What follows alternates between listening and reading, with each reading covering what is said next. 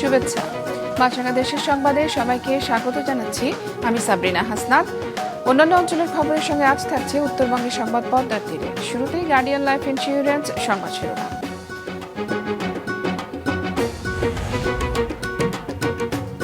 চট্টগ্রাম বিশ্ববিদ্যালয়ে সংঘর্ষের ৩ দিন পর প্রশাসনের মামলা, আসামি ১,০০০-এর বেশি। ময়মনসিংহে কৃষি বিশ্ববিদ্যালয় শিক্ষার্থীদের অনির্দিষ্টকালের রেলপথ অবরোধ। নীলফামারীর উত্তরা ইপিজেডে শ্রমিক ও আইনশৃঙ্খলা বাহিনীর সংঘর্ষে নিহত ১, পাওনা পরিশোধ না করে কারখানা বন্ধের প্রতিবাদে সড়ক আটকে শ্রমিকদের বিক্ষোভ। দর্শক শুনছিলেন শিরোনাম, এবারে বিস্তারিত। চট্টগ্রাম বিশ্ববিদ্যালয়ের শিক্ষার্থীদের সঙ্গে স্থানীয় বাসিন্দাদের সংঘর্ষের ঘটনার ৩ দিন পর মামলা করেছে বিশ্ববিদ্যালয় প্রশাসন। এদিকে ময়মনসিংহে বাংলাদেশ কৃষি বিশ্ববিদ্যালয়ের শিক্ষার্থীদের উপর বহিরাগতদের হামলার অভিযোগের প্রেক্ষিতে তদন্ত কমিটি গঠন করেছে বিশ্ববিদ্যালয় প্রশাসন। কমিটিকে আগামী ৫ কর্মদিবসের মধ্যে প্রতিবেদন জমা দিতে বলা হয়েছে। এর আগে ৬ দফা দাবি আদায়ে অনির্দিষ্টকালের জন্য রেলপথ বন্ধের ঘোষণা দেয় শিক্ষার্থীরা। Desk report. এখনো থমথমে চট্টগ্রাম বিশ্ববিদ্যালয়ের পরিস্থিতি। স্থানীয়দের সাথে শিক্ষার্থীদের সংঘর্ষের ঘটনার ৩ দিন পর ৯৮ জনের নাম উল্লেখ সহ অজ্ঞাত আরও ১,০০০ জনকে আসামি করে হাটহাজারী থানায় মামলা করেছে বিশ্ববিদ্যালয় প্রশাসন। এর আগে সকালে ভিসির পদত্যাগের দাবিতে বিক্ষোভ মিছিল করেছে বিশ্ববিদ্যালয় শাখা ছাত্রদল ও সাধারণ শিক্ষার্থীরা। প্রশাসনের পক্ষ থেকে শতভাগ শিক্ষার্থী উপস্থিতির প্রেক্ষিতে ক্লাস শুরুর ঘোষণা দেওয়া হলেও ক্লাসে আসেননি শিক্ষার্থীরা। তারা ঘোষণা দেন হামলাকারীদের বিচার না হওয়া পর্যন্ত ক্লাস ও পরীক্ষায় অংশ নেবেন না। উদ্ভূত পরিস্থিতিতে জরুরি সিন্ডিকেট সভায় বসেছে প্রশাসন। পরীক্ষা যা আছে পরীক্ষাগুলো অফ করছে এবং ক্লাস চালু থাকার কথা, কিন্তু আমাদের ডিপার্টমেন্ট থেকে আমাদের যে শিক্ষার্থীগুলো আছে, আমাদের ভার্সিটির শিক্ষার্থীরা কেউ ক্লাস করতেছে না। ক্লাস বর্তমানে চালু আছে, কিন্তু আমরা শিক্ষার্থীরা যারা রয়েছে আমরা ক্লাস করতেছি না বর্তমানে, কারণ আমাদের ছোট ভাই বন্ধুরা বা অনেকেই আমরা স্টুডেন্ট যারা রয়েছে অনেকেই আহত রয়েছে, হসপিটালে ভর্তি রয়েছে, যার জন্য তাদের জন্য আমরা মূলত ক্লাস করতেছি না। টিচার এবং আমরা শিক্ষার্থীরা অলিখিতভাবে ক্লাস বর্জন করেছি এবং বিশ্ববিদ্যালয় প্রশাসন কর্তৃক লিখিতভাবে গিয়ে পরীক্ষা বর্জন করেছে, কিন্তু শিক্ষার্থীরা এবং টিচাররা কেউ ক্লাসে আসছেন। এদিকে ময়মনসিংহে বাংলাদেশ কৃষি বিশ্ববিদ্যালয়ের শিক্ষার্থীদের ৬ দফা দাবি পূরণের আলটিমেটামের সময় পেরিয়ে যাওয়ায় দ্বিতীয় দিনের মতো রেলপথ অবরোধ করেছে আন্দোলনকারীরা। দুপুরে ক্যাম্পাসের জব্বারের মোড় এলাকায় ঢাকা ময়মনসিংহ রেলপথ অবরোধ করে তারা। ৬ দফা দেওয়া হয়েছে আমাদের শিক্ষার্থীদের পক্ষ থেকে, কিন্তু ভার্সিটি প্রশাসন এটার কোনো আমল করেনি, তো তাই আমরা সারাদিন ট্রেন অবরুদ্ধ করে রাখবো। এখানে যদি কোনো ক্রেডিট থাকে সেটাও যেমন স্যারের, কোনো ক্ষয়ক্ষতি হলে সেই দায়িত্বটাও কিন্তু স্যারের উচিত ছিল বিশ্ববিদ্যালয় প্রশাসন বা বডিসহ যারা আছে শিক্ষার্থীদের সাথে কথা বলে এখানে আসা, ফেস টু ফেস হওয়া, কিন্তু তারা এখন পর্যন্ত কোনো ধরনের কোনো অ্যাপ্রোচ বা কোনো যোগাযোগ করেনি। আমাদের কর্মসূচি, আমাদের ৬ দফা যে দাবি রয়েছে ওই দাবি না মানা পর্যন্ত আমাদের কর্মসূচি চলমান থাকবে ইনশাআল্লাহ। বিশ্ববিদ্যালয় প্রশাসন অনির্দিষ্টকালের জন্য ক্যাম্পাস বন্ধ ঘোষণা করলেও প্রশাসনিক কাজ অব্যাহত থাকায় শিক্ষার্থীরা ব্যাংক ও প্রশাসনিক ভবনে তালা দেন। গেল ৩১ আগস্ট বিশ্ববিদ্যালয় মিলনায়তনে একাডেমিক সভা চলার সময় আন্দোলনরত শিক্ষার্থীরা উপাচার্য সহ ২ শতাধিক শিক্ষককে অবরুদ্ধ করে রাখে।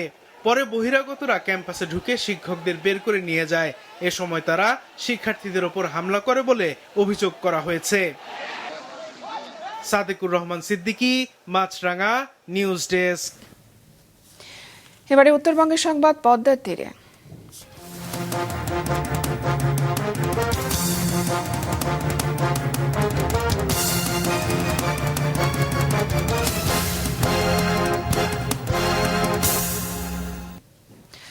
নীলফামারীর উত্তরা ইপিজেডের একটি কারখানার শ্রমিকদের সাথে পুলিশ এবং সেনাবাহিনীর সংঘর্ষে ১ শ্রমিক নিহত হয়েছেন, আহত অর্ধ শতাধিক। এখনও সড়কে অবস্থান নিয়ে বিক্ষোভ করছেন শ্রমিকরা। পরিস্থিতি নিয়ন্ত্রণে অতিরিক্ত পুলিশ ও সেনা সদস্য মোতায়েন করা হয়েছে। নীলফামারী জেলা রিপোর্টার মঞ্জুরুল আলমের পাঠানো তথ্য ছবি নিয়ে ডেস্ক রিপোর্ট। শ্রমিক ছাঁটাই বন্ধ, ২ মাসের বকেয়া বেতন পরিশোধ এবং কাজের পরিবেশ উন্নত করা সহ ১৮ দফা দাবিতে গত ৩ দিন ধরে আন্দোলন করে আসছিলেন শ্রমিকরা। তাদের দাবি না মেনে কারখানা বন্ধ করে দেয় মালিকপক্ষ। এতে আরও ক্ষুব্ধ হয়ে ওঠেন তারা। সকালে ইপিজেডের ভেতরে বিক্ষোভ করেন তারা। পরে সড়কে অবস্থান নিলে তাদের সেখান থেকে সরে যেতে বলে পুলিশ ও সেনাবাহিনী, কিন্তু এই নির্দেশ মানেনি শ্রমিকরা। এক পর্যায়ে পুলিশ ও সেনাবাহিনীর সাথে তারা সংঘর্ষে জড়ায়। তাদের ছত্রভঙ্গ করতে গুলি ও টিয়ারশেল নিক্ষেপ করা হয়। এ সময় এক শ্রমিকের মৃত্যু হয়, আহত হন অর্ধশতাধিক।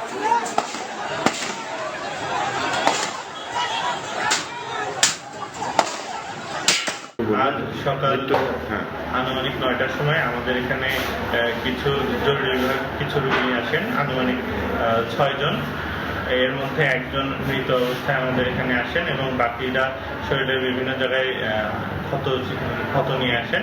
তারা বর্তমানে চিকিৎসাধীন আছেন আমাদের অন্তর্বিভাগে। শ্রমিকরা বলছেন, কর্তৃপক্ষের গাফিলতির কারণে এই পরিস্থিতি সৃষ্টি হয়েছে। তারা মাঠে লড়বে ন্যায্য দাবির জন্য, কিন্তু আলাদা শ্রমিক কাজ করবে এটা হতে পারে না। সেই দাবিতে তারা কিন্তু আজকে কিন্তু মেন ফটকে তালাবদ্ধ করছে। লাঠিচার্জ শুরু করে দেওয়ার পরে আপনার ওখানে পুলিশ এসে, পুলিশও লাঠিচার্জ শুরু করে দিয়েছে। তারপরে যে যেদিক দিয়ে পাইছে ওদিক দিয়ে আত্মরক্ষার জন্য যে কাজ যে জুতা পাইছে জুতা ঢেলাইছে, যে যেটা দিয়েছে ওটা দিয়ে ঢেলাইয়া তারপর কি করলো সেনাবাহিনী পুলিশ ওরা রাবার বুলেট ছোড়া শুরু করলো, ফাঁকা গুলি প্রথম। এভারগ্রিন যেভাবে চলে ব্যবসার বিপরীতে চলে, অন্য কোম্পানির বিপরীতে, তাহলে ওনাদেরকে শেল্টার দিচ্ছে অবশ্যই ব্যবসা ছাড়া তো অন্য কেউ শেল্টার দিতে পারবে না। ব্যবসা যদি বলে তুমি আমার ব্যবসার রুল অনুযায়ী চলতে হবে, করলে কোম্পানি চালাও, না করলে কোম্পানি বন্ধ করো, তাহলে তো আবার কিছু করতে পারবে না। তবে আইনশৃঙ্খলা বাহিনী বলছে, পরিস্থিতি নিয়ন্ত্রণে আনতেই তারা পদক্ষেপ নিতে বাধ্য হয়েছেন। আমরা পরবর্তীতে এখানে টোটাল বিষয়টা নিয়ে আমরা একটি আমাদের যারা বিএনপি, জামাত এবং এনসিপি নেতৃবৃন্দ সহ পুলিশ, আর্মি, বিজিবি এবং সংশ্লিষ্ট এভারগ্রিন প্রতিষ্ঠানের প্রতিনিধি সহ আমরা মিটিং করেছি। আমরা যেই তাদের দাবিগুলো ছিল দাবিগুলো পর্যালোচনা করেছি। পর্যালোচনা করে প্রতিষ্ঠান বলেছে যেগুলো যৌক্তিক তাদের দাবি সেগুলো তারা মেনে নিয়েছে এবং সেগুলো অবশ্যই বাস্তবায়ন করবে। নীলফামারীর উত্তরা ইপিজেড এলাকায় অতিরিক্ত পুলিশ ও সেনা সদস্য মোতায়েন করা হয়েছে। মাছরাঙা নিউজ ডেস্ক। দর্শক, কিছুক্ষণ আগে নীলফামারী থেকে সেখানকার সবশেষ পরিস্থিতি জানিয়েছেন নীলফামারী জেলা রিপোর্টার মঞ্জুরুল আলম। জেলা প্রশাসক মহোদয় আমাদেরকে যেটি জানিয়েছেন যে ইতিমধ্যে তিনি কিন্তু কোম্পানি এবং যে ব্যবসার যে লোকজন আছে, তাদের কর্মকর্তা আছে, তাদের সাথে কিন্তু একটি মিটিং হয়েছেন। সেই মিটিংয়ে রাজনৈতিক নেতৃবৃন্দও উপস্থিত ছিলেন এবং তারা আশ্বাস দিয়েছেন যে এই সমস্যার সমাধান করবেন এবং 3টি তদন্ত কমিটি গঠন করা হয়েছে। একটি পুলিশের পক্ষ থেকে হয়েছে এবং জেলা প্রশাসনের পক্ষ থেকে হয়েছে এবং ব্যবসার পক্ষ থেকেও একটি তদন্ত কমিটি গঠন করা হয়েছে এবং তদন্ত আসলে এবং তদন্ত রিপোর্ট আসলে সেই অনুযায়ী ব্যবস্থা গ্রহণ করা হবে। পরবর্তীতে তারা কিন্তু যৌথভাবে রাজনৈতিক নেতৃবৃন্দ এবং প্রশাসন শ্রমিকদেরকে আশ্বস্ত করেন এবং সেটির ন্যায় বিচার যদি রিপোর্টে আসে যে কারখানা মালিক পক্ষ এবং ব্যবসার কোনো গাফিলতি থাকে, সেক্ষেত্রে তারা ব্যবস্থা গ্রহণ করবেন এবং সেই আশ্বাসের পরিপ্রেক্ষিতে কিন্তু এখানে 3:30 থেকে 4টার মধ্যে যে রাস্তায় সকাল থেকে যে জটলা ছিল সেটা কিন্তু খুলে যায় এবং পরবর্তীতে যান চলাচল স্বাভাবিক হয় এবং ব্যবসার এখন পর্যন্ত যেসব কারখানা রয়েছে সেগুলো কিন্তু বন্ধ আছে এবং মূল ফটকে তালা দেওয়া আছে এবং কোনো কর্মচারীকে সেখানে ঢুকতে দেওয়া হচ্ছে না। আধুনিক অবকাঠামো, পর্যাপ্ত বই, ডিজিটাল ই-বুক সেবা সহ নানা সুযোগ সুবিধা থাকা সত্ত্বেও পাঠক শূন্যতায় খুঁড়িয়ে চলছে পাবনার একমাত্র সরকারি গণগ্রন্থাগার। রাতুল ইসলাম সুমনের ক্যামেরায় উৎপল মির্জার রিপোর্ট। পাবনা সরকারি গণগ্রন্থাগারের শিশু কর্নার, যেখানে শিশুদের জন্য রয়েছে অসংখ্য শিশুতোষ বই, বিশাল টেলিভিশন স্ক্রিন। 31টি চেয়ারের এ কক্ষে দেখা মিলল মাত্র একজন শিশুর। পাশের রুমে পাঠকদের জন্য রয়েছে 11টি জনপ্রিয় জাতীয় দৈনিক পত্রিকা, দুর্লভ এবং দেশি বিদেশি লেখকদের প্রায় 45,000 বই। পাঠকদের বসার জন্য চেয়ারের সংখ্যা প্রায় 150, অথচ পাঠক খুঁজে পাওয়া গেল হাতে গোনা 2-4 জন। এমন বাস্তবতা কেন, এ প্রশ্নে তারা জানালেন আশপাশের দুর্গন্ধময় পরিবেশ এবং অবস্থানগত কারণে মূলত পাঠক এখানে আসেন না। তো এটা শহর থেকে অনেক আউটসাইডে আছে, এজন্যই পাঠক মূলত এই জায়গাটা চিনতে পারে না। এই লাইব্রেরিটা লোকজন না হওয়ার আরও একটি কারণ আছে, সেটা হচ্ছে লাইব্রেরির পাশ দিয়ে একটা ড্রেন চলে গিয়েছে। সেই ড্রেনের ময়লা পানি দূষিত দুর্গন্ধে এই লাইব্রেরিতে লোক আসতে পারে। পাবনায় যে এমন একটি সমৃদ্ধ লাইব্রেরি রয়েছে তাও জানেন না অনেক শিক্ষার্থী সহ স্থানীয়রা। আমরা বিজ্ঞান ও প্রযুক্তিতে পড়াশোনা করি সবাই, কিন্তু আমরা চিনি না কেউ অনেকে। এটার অবস্থানটা যদি আমাদের ভার্সিটির পাশে বা এরকম কোনো জায়গায় নেওয়া হয় তাহলে আমার মনে হয় এখানে পাঠক আরও বাড়বে। আমাদের এখানে যে এত সুন্দর একটা লাইব্রেরি আছে সেটা আমরা জানতাম না। তাদের অভিযোগ, শহর থেকে লাইব্রেরিটির দূরত্ব প্রায় 3 কিলোমিটার, যেখানে আশেপাশে সেরকম কোনো লোকালয় বা শিক্ষা প্রতিষ্ঠান নেই। পাশে মহাসড়ক থাকলেও গাছ-গাছালিতে ঢেকে থাকায় দেখা যায় না অবকাঠামো। এই যে প্লেসটা যদি আর একটু ভালো জায়গায় হইতো, হয়তো আরো পাঠক বাড়তে পারতো। একদম সাইডে তো, শহরের একদম বাইরে হয়ে গেছে এটা। সবুজ সমৃদ্ধ যে বাতাসটা আমরা যে গ্রহণ করতে পারি সেটা কিন্তু পারি না এই নর্দমার জন্য। একই কথা বললেন খোদ লাইব্রেরি কর্তৃপক্ষ। পাঠক স্বল্পতার প্রধান কারণ আমি ধরে নিচ্ছি যে আমাদের অবস্থানগত লোকেশনগত সমস্যা। গ্রন্থাগারের মোটামুটি 2-1 কিলোমিটার বা 2-5 কিলোমিটারের মধ্যে আসলে কোনো শিক্ষা প্রতিষ্ঠান, কোনো আবাসিক এলাকা বলেন বা মানুষের জনসমাগমের কোনো আসলে চিহ্ন নাই। এই লাইব্রেরির রয়েছে নিজস্ব সার্ভারও। বাড়ি সহ পৃথিবীর যে কোনো প্রান্ত থেকে বই পড়ার সুবিধার্থে রয়েছে ইবুক সেবা, অথচ সেখানেও সদস্য সংখ্যা মাত্র 3 জন। এখানে ওয়াইফাই সেবা দেওয়া হচ্ছে, ইন্টারনেট সেবা দেওয়া হচ্ছে, আপনার অনলাইন ইবুক সেবা দেওয়া হচ্ছে। জেলা প্রশাসক এর সংকটের জন্য মোবাইল আসক্তিকে দায়ী করে লাইব্রেরিটির উন্নয়নে প্রতিশ্রুতি দেন। স্টুডেন্টদের হাতে মোবাইল চলে আসছে এবং এটা আইসিটির আর একটা নেতিবাচক দিক আমি বলবো, যে এটা আমরা কন্ট্রোল করতে পারি। এই মোবাইল আসক্তি কিন্তু অনেক কিছু থেকে, ভালো কাজ থেকে ছেলে মেয়েদেরকে দূরে রাখছে। সব শ্রেণী পেশার মানুষ যাতে এখানে এসে বই পড়ে আনন্দ পায় এবং জ্ঞান অর্জন করতে পারে, সেটা আমরা নিশ্চিত করা যায়। 1985 সালে লাইব্রেরিটি প্রতিষ্ঠিত হলেও নিজস্ব ভবনে স্থানান্তরিত হয় 2011 সালে। উৎপল মির্জা, মাছরাঙা সংবাদ, পাবনা। পাবনার ফরিদপুর উপজেলার ড্যামরা চকচকিয়া এলাকায় ট্রাক চাপায় মোটরসাইকেল আরোহী মা-মেয়ে নিহত হয়েছেন। এই ঘটনায় আহত হয়েছেন বাবা। নিহতরা হলেন চাটমোহর উপজেলার চরপাড়া গ্রামের সোহেল রানার স্ত্রী আউলিয়া খাতুন এবং তার শিশুকন্যা সুমাইয়া। আহত সোহেল রানাকে গুরুতর অবস্থায় পাবনা জেনারেল হাসপাতালে ভর্তি করা হয়েছে। পুলিশ জানায়, সকালে সিরাজগঞ্জের শাহজাদপুর থেকে মোটরসাইকেলে সোহেল রানা তার স্ত্রী এবং মেয়েকে নিয়ে বাড়িতে ফিরছিলেন। পথে বিপরীত দিক থেকে আসা ট্রাকের মুখোমুখি সংঘর্ষে ঘটনাস্থলে মা ও মেয়ে নিহত হন। রাজশাহী বিশ্ববিদ্যালয় কেন্দ্রীয় ছাত্র সংসদ রাকসু নির্বাচনে প্রথম বর্ষের নবীন শিক্ষার্থীদেরও ভোটার তালিকায় অন্তর্ভুক্ত করার সিদ্ধান্ত নিয়েছে নির্বাচন কমিশন। বিকেলে প্রধান নির্বাচন কমিশনার অধ্যাপক মোস্তফা কামাল এই তথ্য নিশ্চিত করেছেন। এর ফলে ভোটার তালিকায় অন্তর্ভুক্ত হল 4000-এর বেশি নতুন ভোটার। প্রায় সপ্তাহ খানেক ধরে বিশ্ববিদ্যালয়ের শাখা ছাত্রদল প্রথম বর্ষের নবীন শিক্ষার্থীদের ভোটার তালিকায় অন্তর্ভুক্ত করার দাবিতে আন্দোলন করে আসছিল। আজকে নির্বাচন কমিশনের বৈঠকে 2024-25 সেশনের শিক্ষার্থীরা যারা এতদিন ভোটাধিকারের দাবি করছিল, তাদের আবাসিকতা প্রদান, তাদের রোল নাম্বার প্রদান এবং তাদের আইডি কার্ডের নিশ্চয়তা পাওয়ায় আমরা প্রশাসন এই জায়গায় আমাদেরকে সহযোগিতা করায় আমরা তাদেরকে ভোটের তালিকাভুক্ত করেছি আর কি। কোচিং বাণিজ্য শিক্ষার্থীদের সাথে অশোভন আচরণ, ভর্তি ও বিভিন্ন ফির নামে অতিরিক্ত টাকা আদায় সহ বিভিন্ন অভিযোগ এনে প্রধান শিক্ষকের বহিষ্কারের দাবিতে জেলা প্রশাসকের কার্যালয়ের সামনের সড়কে অবস্থান নিয়ে বিক্ষোভ মিছিল করেছে নোয়াখালী উচ্চ বিদ্যালয়ের শিক্ষার্থীরা। সকালে নোয়াখালী পৌরসভার হরিনারায়ণপুর এলাকায় নোয়াখালী উচ্চ বিদ্যালয়ের প্রধান শিক্ষক মাহমুদ রিয়াদের বহিষ্কারের দাবিতে প্রায় 2 ঘণ্টা ধরে এই কর্মসূচি পালন করে তারা। এ সময় সড়কে যানজটের সৃষ্টি হয়। পরে পুলিশের হস্তক্ষেপে সড়ক থেকে সরে সড়কের এক পাশে অবস্থান নেয় শিক্ষার্থীরা। পরে অভিযুক্ত প্রধান শিক্ষকের বিরুদ্ধে অতিরিক্ত জেলা প্রশাসক জিনাত রেহানার কাছে লিখিত অভিযোগ দিয়ে যথাযথ ব্যবস্থা গ্রহণের দাবি জানায় শিক্ষার্থীরা। চিকিৎসক, নার্স, শয্যা ও সরঞ্জাম সংকট সহ 8 দফা দাবিতে নোয়াখালী সিভিল সার্জন অফিস ঘেরাও করে অবস্থান কর্মসূচি পালন করেছে হাতিয়া উপজেলার চিকিৎসা সেবা প্রত্যাশী এবং তাদের স্বজনরা। সকাল 10:30 থেকে দুপুর 12:30 পর্যন্ত প্রায় 2 ঘণ্টা সিভিল সার্জন কার্যালয়ের মূল ফটকে অবস্থান নিয়ে এই কর্মসূচি পালন করেন তারা। এ সময় তারা সিভিল সার্জন এবং স্বাস্থ্য মন্ত্রণালয়ের অব্যবস্থাপনার বিরুদ্ধে বিভিন্ন প্রতিবাদমূলক স্লোগান দেয়। পরে সিভিল সার্জন অফিসের মেডিকেল অফিসার ডাক্তার জান্নাতুল নাইম কেয়ার নেতৃত্বে প্রতিনিধি দল 1 মাসের মধ্যে দাবি পূরণের আশ্বাস দিলে তারা অবস্থান কর্মসূচি তুলে নেয়।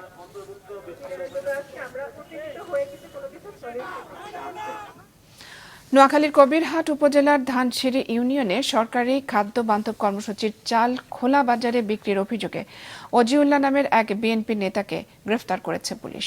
অজিউল্লাহ কবিরহাট উপজেলা বিএনপির সাবেক যুগ্ম আহ্বায়ক। পুলিশ ও স্থানীয়রা জানায়, শেখ হাসিনা সরকারের পতনের পর ধানসিঁড়ি ইউনিয়নের খাদ্য বান্ধব কর্মসূচির চালের ডিলারশিপ নেন অজিউল্লাহ। এরপর থেকে স্থানীয় লোকজন তার বিরুদ্ধে কর্মসূচির চাল বিতরণে অনিয়মের অভিযোগ তোলেন। গেল 30 আগস্ট 3 বস্তা খাদ্য বান্ধব কর্মসূচির চাল খোলা বাজারে বিক্রির সময় তা জব্দ করে উপজেলা খাদ্য নিয়ন্ত্রণ কর্তৃপক্ষ। পরে আরও 43 বস্তা চাল জব্দ করা হয়। এই ঘটনায় আসামিকে দুপুরে নোয়াখালী চিফ জুডিশিয়াল ম্যাজিস্ট্রেট আদালতে হাজির করে পুলিশ। প্রাকৃতিক সৌন্দর্যের কারণে বান্দরবান পর্যটকদের কাছে বরাবরই আকর্ষণীয়। বর্ষায় জেলার বিভিন্ন দুর্গম পাহাড়ের ফাঁকে সৌন্দর্য মেলে ধরেছে ছোট বড় অনেক ঝর্ণা, যা দেখতে গিয়ে অনেক সময় দুর্ঘটনায় পড়েন পর্যটকরা, ঘটে প্রাণহানিও। ঝুঁকি এড়াতে পর্যটকদের সতর্ক হওয়া সহ নিবন্ধিত ট্যুর গাইড নেওয়ার পরামর্শ সংশ্লিষ্টদের। বান্দরবান জেলা রিপোর্টার কৌশিক দাসের পাঠানো তথ্য ছবিতে ডেস্ক রিপোর্ট। মেঘ, পাহাড়ের লুকোচুরি আর সবুজ প্রকৃতি। বর্ষায় বান্দরবান জেলা সদর শহর রুমা, থানচি, রোয়াংছড়ি, আলীকদম ও নাইক্ষ্যংছড়ি উপজেলার দুর্গম পাহাড়ের ভাঁজে ভাঁজে ছোট বড় অসংখ্য ঝর্ণা। এই অপরূপ সৌন্দর্য উপভোগ করতে ভিড় করছেন পর্যটকরা। এই ঝর্ণাগুলো যে আছে এগুলো এত সুন্দর, এগুলা মানুষ আসলে মানে না জেনেই বাইরে যায়। অনেক ভালো লাগতেছে, অনেক সুন্দর লাগতেছে, পরিবেশটা অনেক সুন্দর। তবে এমন সুন্দরের আড়ালে লুকিয়ে আছে ভয়ঙ্কর বিপদও। গত 11 জুন আলীকদম উপজেলার তৈনখাল পার হওয়ার সময় 3 পর্যটক নিখোঁজ হন। পরে উদ্ধার হয় 2 জনের মরদেহ। 17 জুন নাইক্ষ্যংছড়িতে নিহত হন এক শিক্ষার্থী, তারও মরদেহ উদ্ধার করা হয়। এসব অনাকাঙ্ক্ষিত ঘটনার জন্য পর্যটকদের অসতর্কতা ও নিবন্ধিত ট্যুর গাইড না নেওয়াকে দায়ী করছেন পর্যটন সংশ্লিষ্টরা। পর্যটকদের নিরাপত্তার জন্য আমাদের অ্যাসোসিয়েশনের পক্ষ থেকে সর্বোচ্চ সহযোগিতা আমরা করে থাকছি। আমাদের অনুরোধ, পর্যটকরা যাতে ঝুঁকিপূর্ণ পর্যটন স্পটগুলো না যায়, আমাদের পরামর্শ নিয়ে, প্রশাসনের পরামর্শ নিয়ে এবং আমাদের নিবন্ধিত গাইড নিয়ে যাতে ঝুঁকিপূর্ণ পর্যটন স্পটগুলো ভ্রমণ থাকে। আমি পরামর্শ দিব তারা যাতে আগে আবহাওয়ার পূর্বাভাসটা তারা দেখে যান এবং দক্ষ স্থানীয় ট্যুর গাইডদের মাধ্যমে তারা যাতে ভ্রমণ করেন। তবে দুর্ঘটনার সব দায় নিজেদের উপর নিতে নারাজ পর্যটকরা। তারা বলছেন, ঝুঁকিপূর্ণ জায়গায় সতর্ক বার্তা ও সুরক্ষা সহ প্রয়োজনীয় ব্যবস্থা নেওয়া উচিত। যতটুকু সতর্কতা আমাদের দরকার, রাস্তাঘাট প্রশাসন বারবার আমাদেরকে সতর্ক করতেছে, আমাদের পিছনগুলো নিতে হবে। ঝর্ণাতে অনেক জায়গায় দেখা যায় পিছল বিরবিজা থাকে, মানে রেলিং থাকে না। যদি ঝর্ণাতে একটা সিকিউরিটি গার্ড দেওয়া হয় বা এখানে ব্যানার দেওয়া হয়, পোস্টারগুলো দিয়ে দিলে ভালো হয়। জেলা প্রশাসক বলছেন, নিষেধাজ্ঞা উপেক্ষা করে গহীন পাহাড়ে যাচ্ছেন অনেকে। এ কাজ না করার আহ্বান জানিয়ে পর্যটকদের সুরক্ষায় পদক্ষেপ নেওয়ার কথা বলেন তিনি। যেই পর্যটন কেন্দ্রগুলোতে যাওয়াটা ঠিক হবে না, সেগুলোতে আমরা বিশেষ টহলের ব্যবস্থা করেছি, মাইকিং এর ব্যবস্থা করেছি এবং তাদেরকে প্রতিরোধ তৈরি করা যায় যতভাবে, মানে না যেতে অনুৎসাহিত করছি তাদের।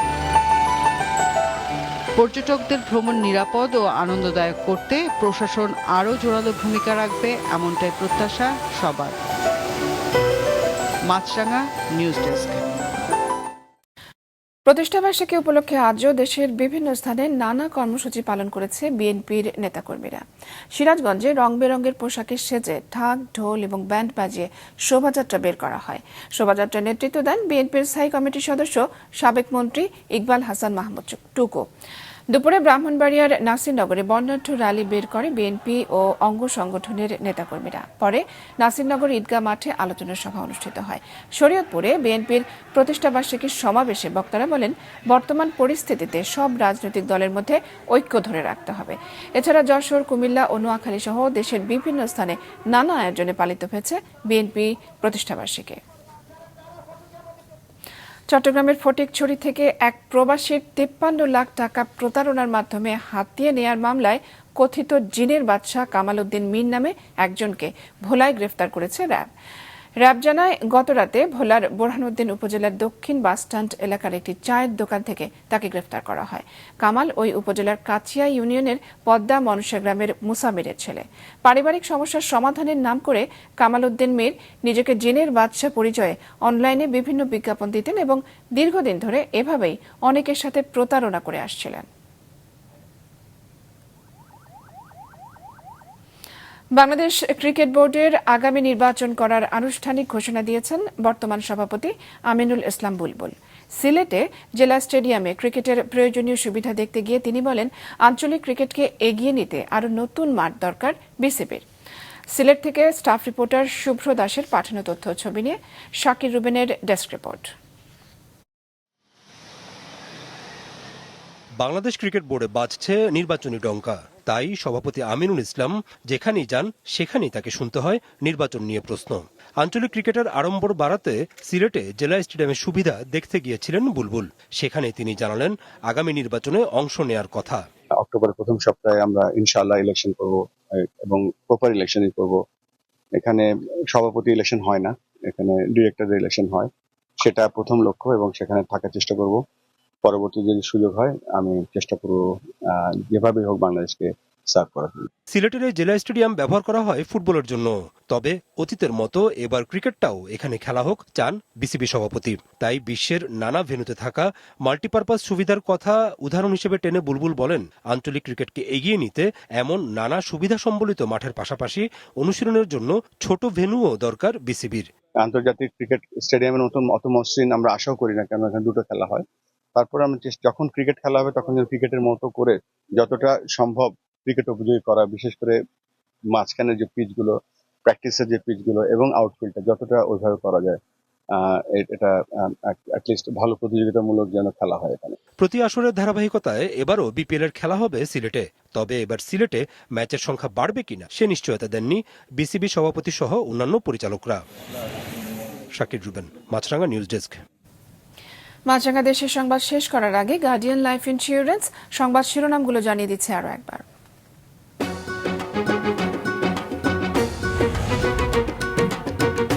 চট্টগ্রাম বিশ্ববিদ্যালয়ে সংঘর্ষের ঘটনায় 3 দিন পর বিশ্ববিদ্যালয় প্রশাসনের মামলা। আসামি 1000-এর বেশি। ময়মনসিংহে কৃষি বিশ্ববিদ্যালয়ের শিক্ষার্থীদের অনির্দিষ্টকালের রেলপথ অবরোধ।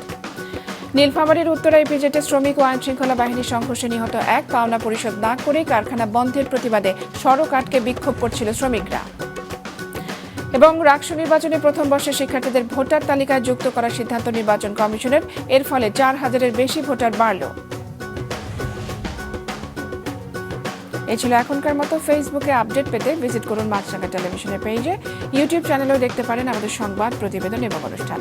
আমাদের পরবর্তী সংবাদ সন্ধ্যা 7টায় দেখার আমন্ত্রণ রইল।